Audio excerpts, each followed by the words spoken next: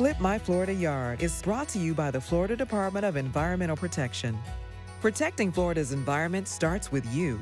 What you do in your yard can have an impact on the health of our environment and water resources. Welcome to Flip My Florida Yard. On today's episode, we're heading to Coral Springs. It's here we meet Melissa and her son, Matthew. As a busy mom and school teacher, she's looking for a place she can relax and recharge. This is my first time on TV. This flip showcases how a small front yard can have a big impact. At 8 hours, you're not going to recognize it. Fueling our flip is over 30 community volunteers. We fix an unsafe walkway. One time I fell and I was there for about 15 minutes. We're flush with the porch and the driveway, so it's one level surface. We show you a trick for diverting water into a rain barrel. Too much talking, more working. There you go, now it's working. We're soaked. Then it's Invasive Plants 101. So this is the wrong plant, wrong place. Absolutely. We go high tech with irrigation. We have it connected to a Bluetooth controller. Time to control it. Then a how-to for managing invasive reptiles. A biologist will coordinate what we call a rapid response. And of course, the big reveal. It's so much to enjoy, so I'll probably be crying for a couple of weeks. All this and more on Flip My Florida Yard. We're knocking on doors. So excited. And flipping yards into beautiful Florida-friendly landscapes. And all in 8 hours. Is this really happening? Who's ready? Organized chaos. Experts show us how to use Florida-friendly landscaping principles. Putting the right plant in the right place. Water efficiently. Very low maintenance. Fertilize appropriately. All leading up to a dramatic reveal. The best surprise of our whole life.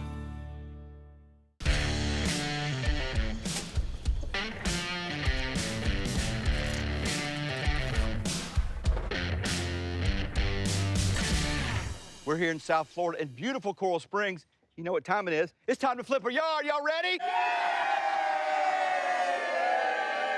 Yeah! Melissa, come on out here. Matthew, what's going through your mind right now, Melissa? I'm so excited. I am Melissa. This is my son, Matthew, and we're the Henleys. I am a teacher, and I teach 9th grade. When I come home from work, I just go in the house. I don't spend a lot of time out in my yard. I would love to have a place to be able to sit and watch the neighborhood. It's a very friendly neighborhood. This is my dreaded corner. I do have invasive plants kind of taking over part of the yard. It's very scary. I don't know what to do with it. One of the things I really don't like about my yard is the transition from the car to the door, and I stumble all over these pavers. I've been interested in learning about the Master Gardener program so that I can share it with my neighbors. I think I like learning even more than I like to teach. And with all this happening in my front yard, I can't wait to learn more. We're gonna absolutely transform your front yard into a beautiful Florida-friendly landscape. And when you get back in 8 hours, you're not gonna recognize it. Yes. You guys ready? Yes. All right, let's go. Let's go.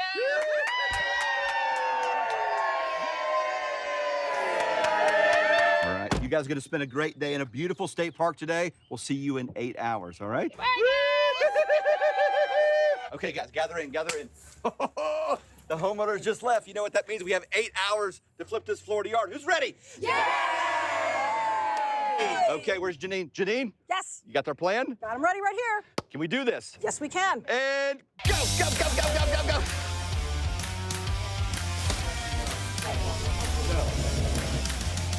Okay, let's get a quick little tour of Melissa's front yard. First of all, a lot of people in it, right? Doing a lot of work. We have our volunteers back here. You guys say hi. Hi. We all have a dreaded corner, right? That corner we don't quite know what to do with. Well, this is that corner. A lot of invasive plants in here that are being removed. This whole area, we would just remove the sod, and this is gonna be the main feature, the main focus. Right over here, there was these awful stones. These are gonna come out. We're gonna put beautiful pavers right here. We're an hour in, and we've got a lot done, but we got a lot to do. Florida-friendly landscaping is at the actual heart of everything that I do. Our designer for today's flip is Janine Griffiths from Green Thumb. Janine specializes in Florida-friendly landscape design and has a particular passion for native plants. Have you seen more interest in people wanting a Florida-friendly landscape? People are much more interested in being environmentally friendly, so they Right. are interested in Florida-friendly landscaping. I mean, there's a lot of things we can do as citizens to really be conservationists, right? Absolutely, you can do it right in your own yard. Tell me about Melissa. She's a teacher. You know, this is really a chance to kind of give back to her. Melissa is the sweetest lady. She's a 9th grade teacher. Everybody should hail her because that's I a know. hard job. It is a hard job. This is an opportunity for us to give her a space that she can relax. She's very environmentally conscious, and she's also very into food forests. Welcome to my food forest. Her backyard is filled with fruit trees, so she's already on that path, and we're Yeah. kind of gonna pull that also into her front yard. When I start designing a landscape, the first thing that I do is I come to the site and I inspect it to see what the soil conditions are, what the light conditions are, and what kind of irrigation they're gonna have. So I think the main feature that I have here is this idea of, I like to call it nature theater. Is this what you're talking about Yeah, here? this is the actual theater, and this is where you get to watch it from. And then around it, I have some lower things, but there are a lot of edible things in here. Just talk about the dreaded corner here. What was it like before? It was filled with invasive species. Kind of a hodgepodge, right? It was a hodgepodge. There was all Yeah. kinds of stuff there. So all the plants, though, on that side will be very shade friendly. Okay. So that she won't have to worry about things really not doing well. So really it's that right plant, right place, right? Correct, If you yes. have a shady area, make sure you have a plant that Can take that Can shade. take that shade. Yeah, can take the Yeah. shade and whatever kind of soil conditions you have. You need a lot to do today. What's your worst fear? That it rains. It's possible that we won't get it, but we still have that on our radar and keep it in our. Well, rain or shine, we're going to deliver this yard. John Asete and his hardscape team are on site, installing a transitional walkway from Melissa's front door to her driveway. You know, this is solving a really big problem for Melissa. Absolutely. One of the things I really don't like about my yard is the transition from the car to the door. And I stumble all over these pavers. One time I fell, and I was there for about 15 minutes before anybody saw me because it was dark. We're gonna make it all nice and level, flush with the asphalt driveway. Well, look, she's going to love this. What was the process of doing this? So we removed all the sod, we dug down 6 inches, we put our sub base of 3/4 inch gravel, put some limestone screening to finish compacting and level. And then we have our clay pavers that we're installing on top so that we're flush with the porch and the driveway as well. So it's one level surface. Hey, you guys aren't going to crank up that concrete saw today, are you? Absolutely, we have to. The concrete saw. When's it coming? It'll be here in about 5 minutes. Okay, I'll be in my trailer. Florida has a long list of invasive pest species. So an invasive species is a non-native species, so something not from Florida that is causing harm to the state's ecology, economy, or human health and safety. Sarah Funk shares how choosing the right landscape can actually deter pests from becoming a problem.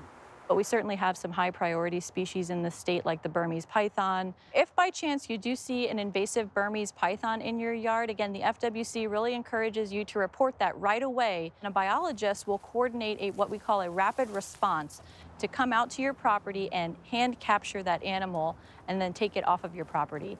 So one of the most effective ways to remove certain non-native lizard species is by using a live trap. Set your trap in an area that's shaded and protected from the elements. Bait it with something that the animal is attracted to. Once your trap is set and open, you have to check it every day. Call the FWC and we can assist you. One deterrent that you can set up in your landscape are a collection of CDs that are hanging from a tree. You'll want to tie some string around the CD and hang a couple different ones in different places. When the wind moves, the sun will hit the CDs and that light will deter the iguana from your yard.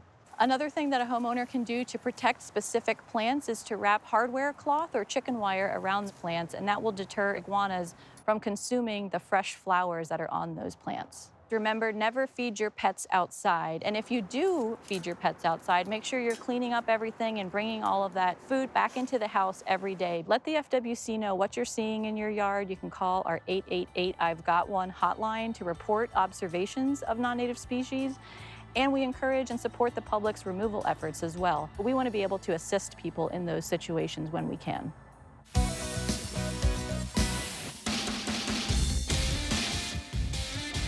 Okay, back to our flip. Invasive plants grow at a rapid rate in subtropical South Florida, smothering surrounding vegetation as they compete for nutrients and sunlight.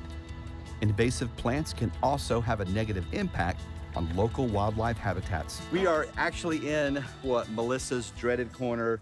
This is that corner of her yard where she had really just kind of let it go. Had some invasive plants too, right? Yes, very typical of our South Florida landscapes, existing homes, existing landscapes. We have something that is very common here. This is a golden pathos. It's very aggressive, and it can take over really fast. But if you remove them, like what we're doing in this yard, right? Yeah. Bringing in the right plant, right place, which is principle number one. So this is the wrong plant, wrong place. Absolutely. She's not going to recognize her dreaded corner, as she called it. We gotta come up with a different name for it. Okay. Florida-friendly pollinator oasis. That can go in the lower third, right? That's not too long, right? That'll fit in there.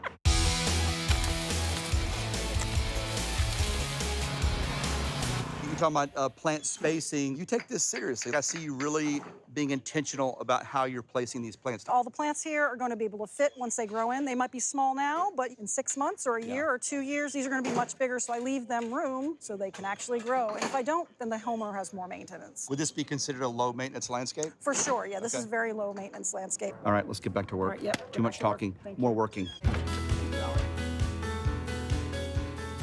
Broward County Extension Agent Lorna Bravo gives us a preview of some of the plants being installed in today's flip. Let's talk about these plants. I had you pick 3 that are going into the landscape. Well, let's talk a little bit about a lemongrass. Okay. It's a herbaceous perennial. Our homeowner has a desire for edible landscapes. This can grow between 3 to 5 feet. So now you said this is an edible. How do you eat this thing? Many people, they do teas, and people use it up for salads. Now, what is next here? What do we got So here? what we have next is, so we're thinking about providing plants that are edible for the landscape, but we also want to provide for our wildlife. The passiflora here, which is the passion flower, common name, it's beautiful in the sense that you're gonna get butterflies that are gonna come and attract because it's a host plant for the Julia butterfly, the gold fritillary, and the zebra. Do you know what the zebra butterfly stands for? That's our state butterfly, right? Ah, there you go. There you go, yeah. So here you got all this in just one plant. And you say this is a host plant for butterflies. What does that mean, a host plant? So what that means is that we want to be able to provide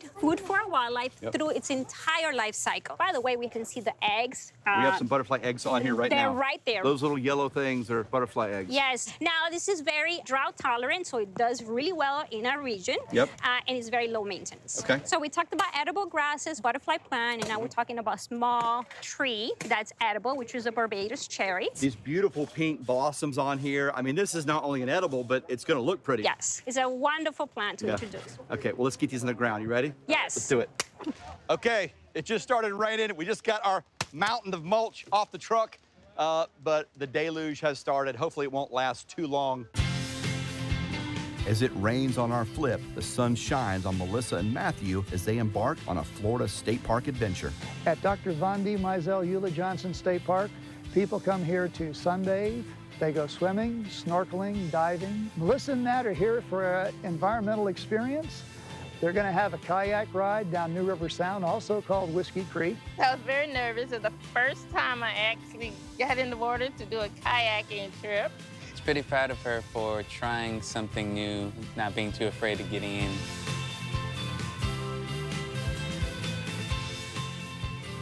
Upon entering the park, one of the first things you see are the sea grape trees, which we happen to have at our own home. Being in this state park helped me think about protecting our environment so that we can all enjoy what's natural. I think being in the state park puts things a little bit more into perspective.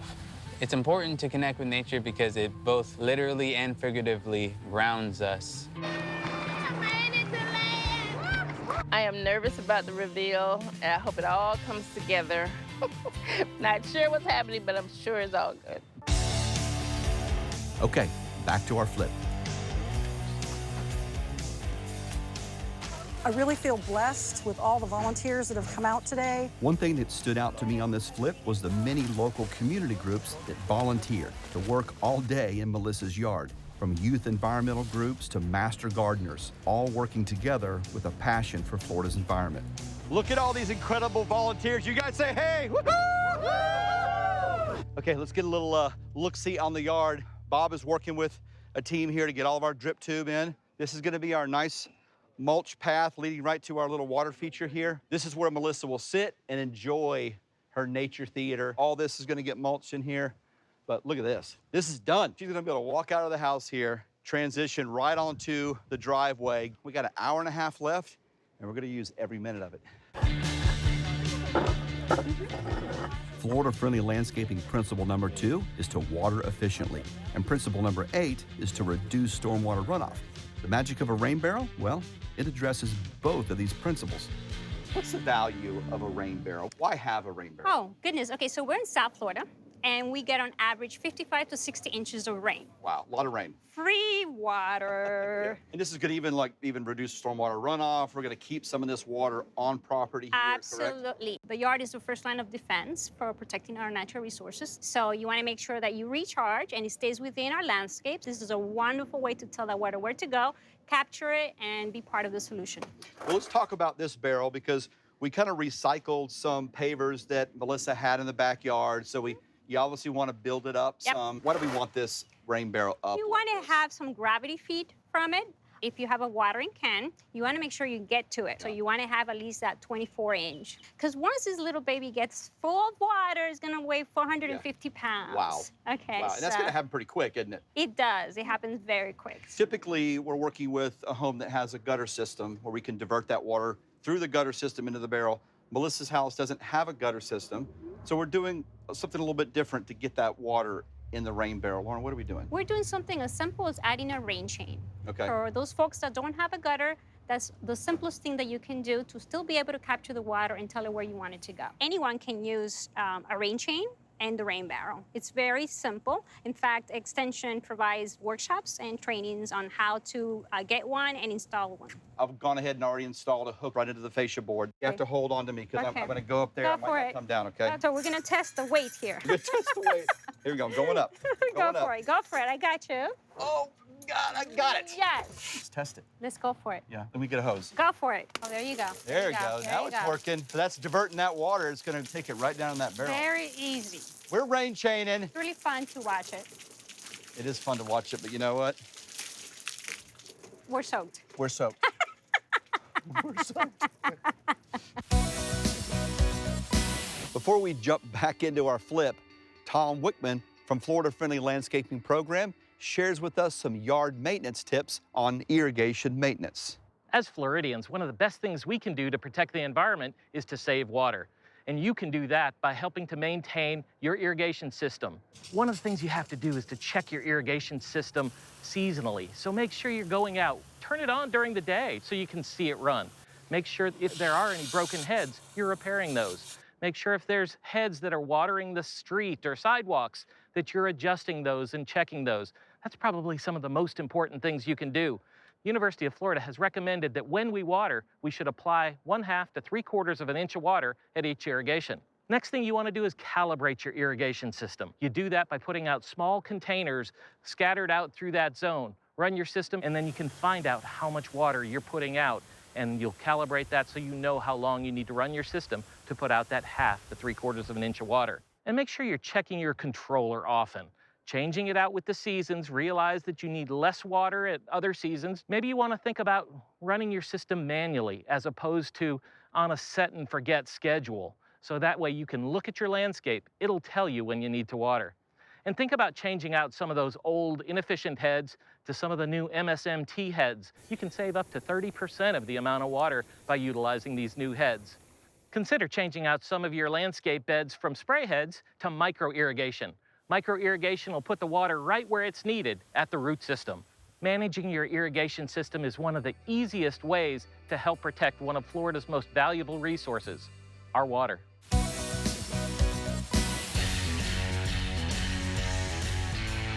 Okay, back to our flip.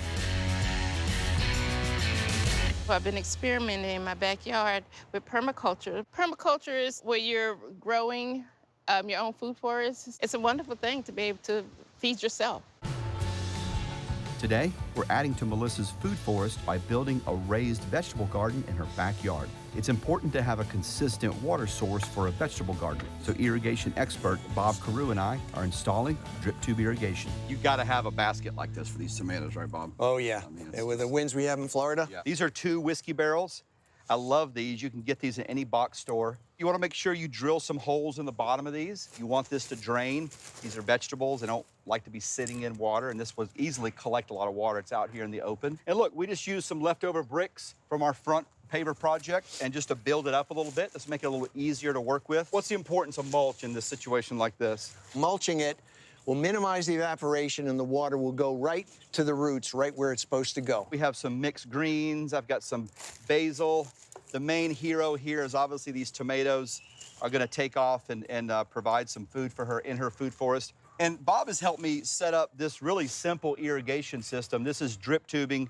We have it coming in this barrel. We have it wrapping around, going into the next barrel, wrapping around and terminating over there, right, Bob? Yes. We have it connected to a Bluetooth controller. Timer controller, yep. Timer controller. It's really cool. So Melissa's gonna be able to set it on her phone. So she'll be able to pull her phone out, pull up the app that controls this timer, and hit go. Okay, Bob, let's see if this thing works. Are you ready? Okay, and we're ready. I'm pulling up the app, the Hunter BTT app, scanning for the controller. It sees the controller, and let's set it for 3 minutes, and go. It's working. I love it when the plan works out. And this is ready to go, isn't it, Bob? It sure is. All right, let's clean this up here, and let's, we got some more irrigation to do out front, don't we? Yes, we do. We're actually going to be using some temporary irrigation, and that is going to be put in place above the soil surface to irrigate the plants while they're being established. Once it's fully established, like after 6 months to a year, they will be able to either remove it, or they can obviously leave it in place for maybe the drier months. The combination of this drip tube irrigation and mulch on top of it is going to make this a really water-efficient way to water this landscape. So there's our mulch. The mulch is here. I need everybody gathered up. This is an all-hands-on-deck situation. I will direct from this position.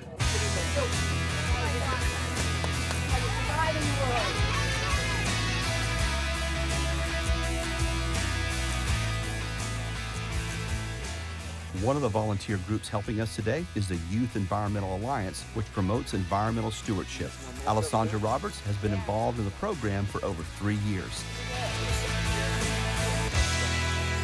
I'm a volunteer at the Youth Environmental Alliance, and there we do a lot of cool activities like this. We're just trying to get our youth into protecting the environment. All this, it's really just protecting our future. I'm personally here to feel like I'm doing something to help. What would you say to other kids out there? I would say get out there and volunteer. Take part in those programs. It helps psychologically, too. It's not just practical. Yeah. It just feels good to get out there and help.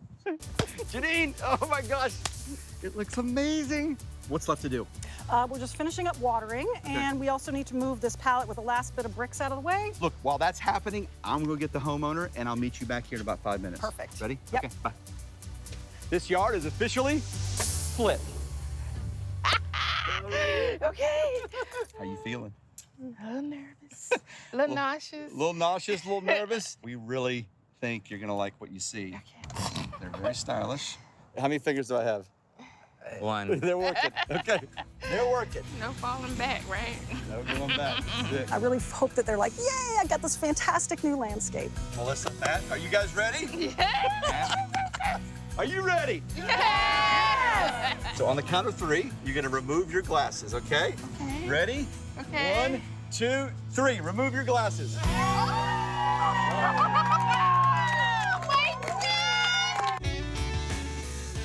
Before, this small front yard was overgrown and had very little curb appeal.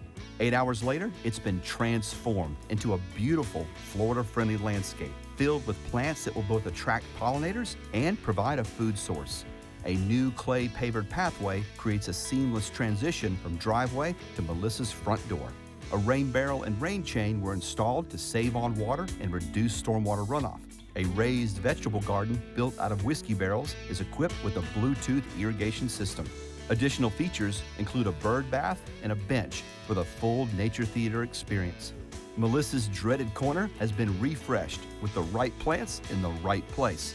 Melissa has a new Florida-friendly landscape to show off to all her neighbors. It was like an oasis. It was just beautiful. Flowers and the plants and then the bird bath. It's just so serene. I hope you like it. Well, I'm hoping you'll spend a lot of time out here in your new nature theater. Nature theater, I love that. Melissa has always wanted to become a Broward County Master Gardener, volunteer. Today, we're presenting Melissa with a scholarship to fulfill her dream. Oh my God, I did not expect so much. Okay, oh yeah. I don't know how you're gonna deposit this, but we'll figure that out later. It's a large check. I'm gonna take this from you. Walk around here and enjoy your new Florida-friendly landscape. Yes, can I continue crying if I You can need cry to? all you want. We got lots of tissue. I'm gonna sit out here all the time and just wave. Hey, neighbor. I'm gonna be able to speak more to the neighbors. I'm gonna get a lot of questions, and hopefully I have a lot of answers. Look at the dreaded corner. You can see through it there. I love the barrels. I love it. I always wanted a raised vegetable bed. It's so much to enjoy. So I'll probably be crying for a couple of weeks. I'm very excited for her. All this, she pretty much just deserves. Thank you for flipping our Florida yard. We look forward to seeing the impact this new yard will have on Melissa and her family. And it's our hope this opportunity continues to allow her to pursue her passions for the environment and teaching. Well, that's our show. We hope you're inspired to help Florida's environment by starting in your own yard. And remember, everybody doing a little, well, that's a whole lot. Thank you so much, Ted and the gang. As you can see, everything is still flourishing. All my neighbors are still coming by to say how beautiful it is. And even my birds are even coming and taking baths. I love it. Thank you so much, guys.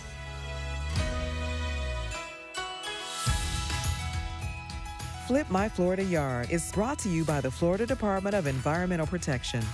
Protecting Florida's environment starts with you. What you do in your yard can have an impact on the health of our environment and water resources.